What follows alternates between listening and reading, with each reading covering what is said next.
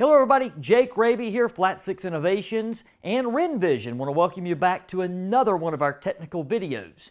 In today's video, a little bit different surroundings here. I'm actually coming to you from the presentation room here at the Knowledge Group where we carry out our hands-on training for Porsche engine rebuilding. And in today's video, I'm going to be going over some of the frequently asked questions that came to us from the viewers of our bore scoring video series on YouTube.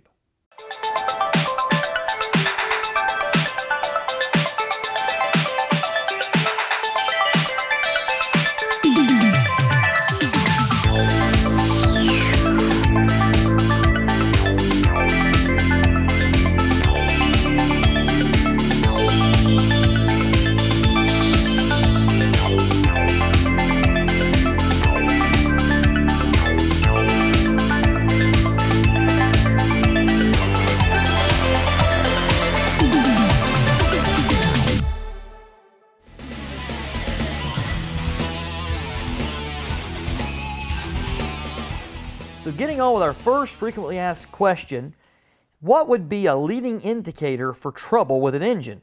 Oil consumption, change or ticking sounds, or both? So basically any of those things can be an indicator of trouble. You can literally have an engine that has symptoms of bore scoring that's making a ticking sound. You can have an engine that has the same affliction that never makes any noise and only consumes oil. You can have the same thing happen if you just see smoke at certain times during acceleration, deceleration, or extended periods of time after the engine is started up. So what you're looking for to find trouble with an engine is a change in behavior. It's like your own health. You know how you feel. If one day things change and it happens that way for a while, well, you've got something going on, you need to go to the doctor. Same thing with an engine. If you hear noises, no noise is normal. The only noise that's normal is the one that isn't there. So if you hear noises, take note of that, put it in your brain housing group, remember what it is.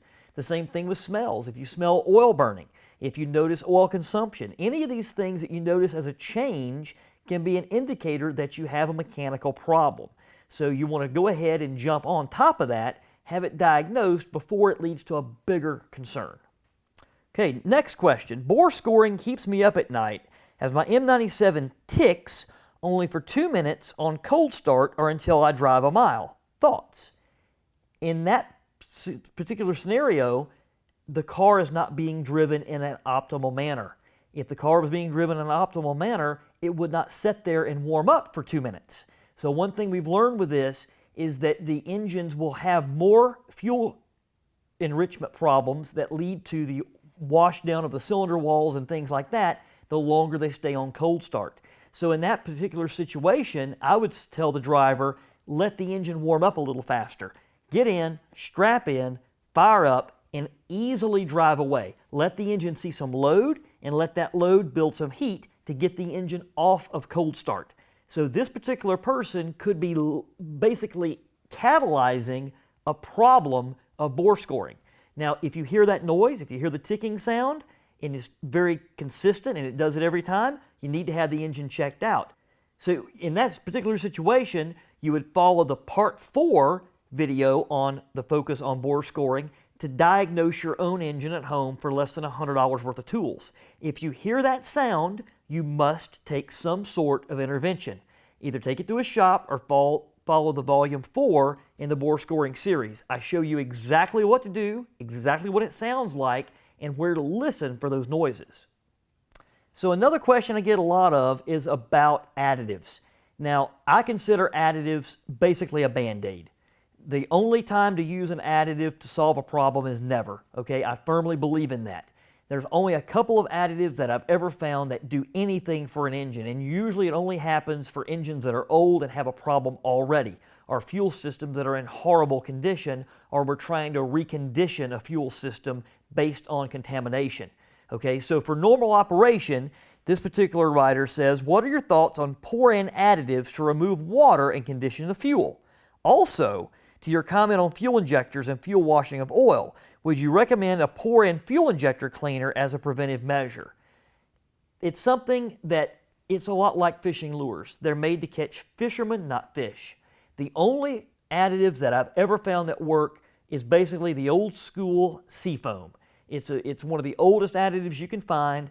I use it a lot in my older cars, and we've got good results using it in M96, M97 cars that have a lot of fuel system contamination, or they have a lot of upper cylinder problems where you've got valves that are dirty, ports that are dirty, combustion chambers are contaminated from excess fuel consumption, oil consumption, all that sort of thing. The seafoam helps that. The seafoam will not make an old injector new again. No additive is going to do that. At best, it will use a solvent base to help wash some of the bad stuff out. It's really not going to help much with a spray pattern. It's not going to help much with a leak down. Those two things are problems with the injectors.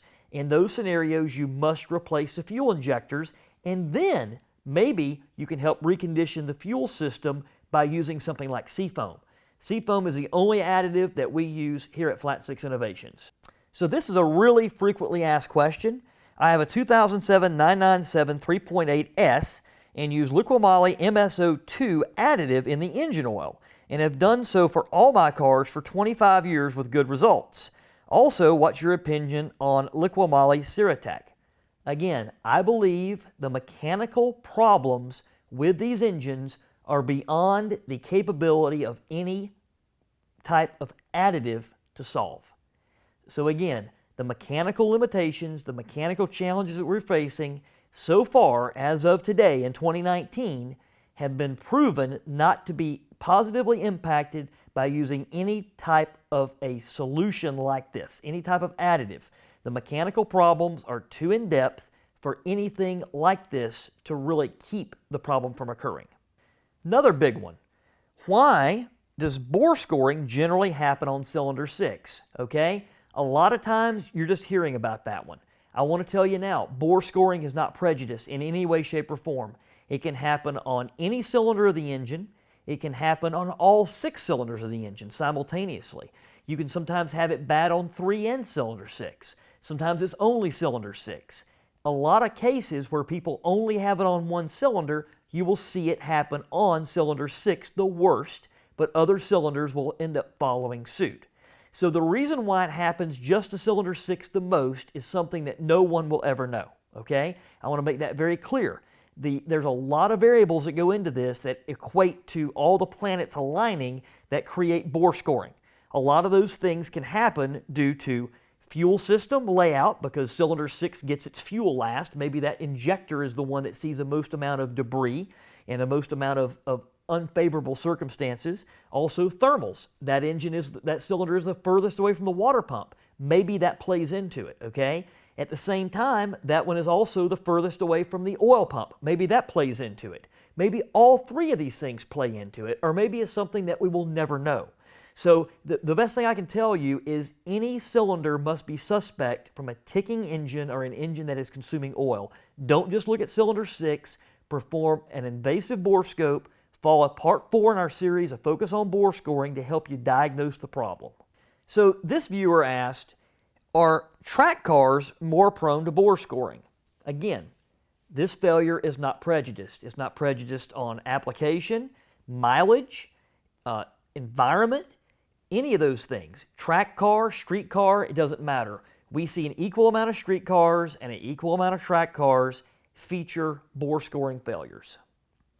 So this viewer says, what is the best solution to fix bore scoring? A new sleeve or recoating Nikasil? So first off, I'll let you understand something. These engines don't have sleeves from the factory. Only a few of the earliest M96 engines, way back in 1999, featured a repair process at the factory that included a sleeve.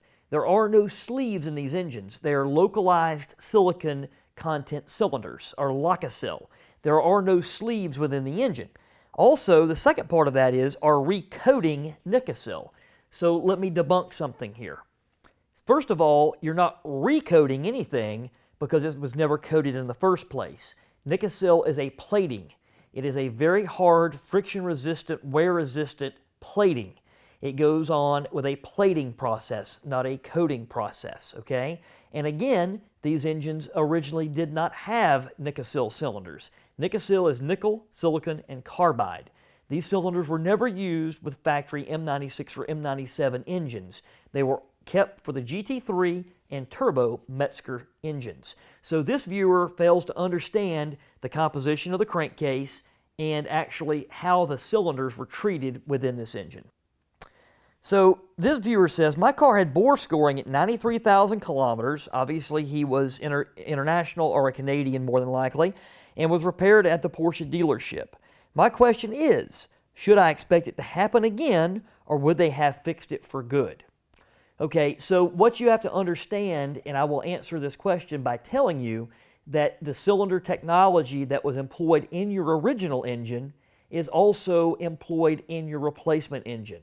Nothing has changed.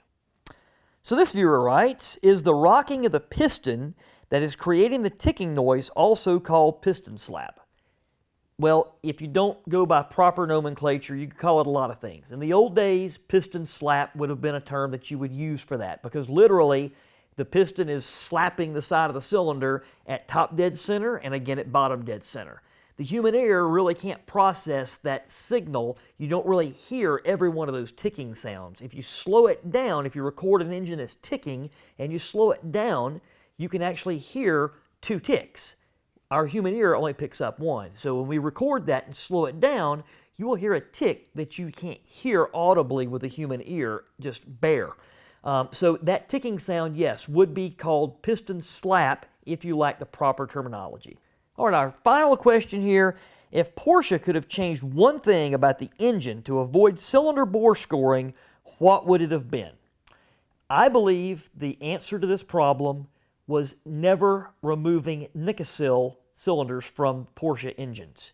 If I were the engineer in designing these engines, I would have taken the decades of successful uses of Nikasil in Porsche engines, and I would have continually reapplied that within the M96, M97 engines, and I would probably still be doing that today in 2019. So thank you for viewing this RenVision session on frequently asked questions related to bore scoring. I want to make sure that you like our Facebook page and you subscribe to our YouTube channel here. Also want to make sure that you join the newsletter list at the Knowledge Group so you can learn more about our hands-on classes that are taught here in this room at the Flat 6 Innovations Knowledge Group Training Facility.